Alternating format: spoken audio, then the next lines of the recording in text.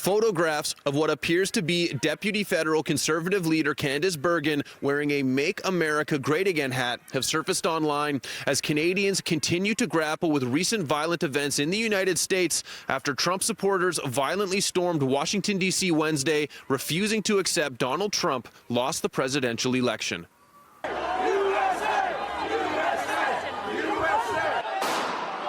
City News reached out to Bergen to ask if this was her in the photo and when it was taken.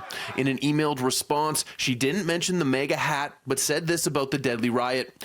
I strongly condemn the violence incited by outgoing President Trump in and around the Capitol building on Wednesday. There is no place for such actions in a peaceful democracy. There are still Canadians that believe that what Trump is doing is correct. And so in Canada, we actually have to address that issue here. Shannon Sampert, political scientist, says if the photo is of Bergen supporting Trump, part of the reason she may not be coming forward to denounce Trump or comments he has made about the far-right groups or rigged elections is because it will actually hurt her in the next election to do so. She does not want to be too forceful because I think there are people in Manitoba, in Alberta, in Saskatchewan that actually do believe that Trump is okay, that what he's saying is okay.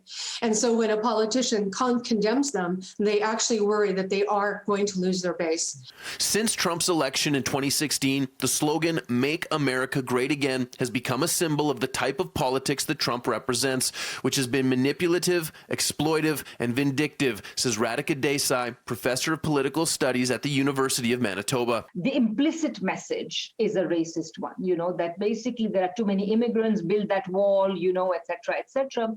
Desai says exploiting division is what got Trump elected, and there is a real temptation on the part of Canadian politicians in every party to exploit division in Canada in the same way to win an election.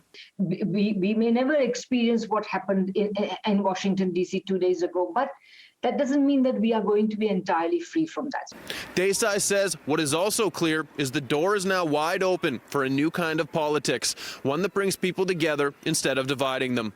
In Winnipeg, Mark Neufeld, City News.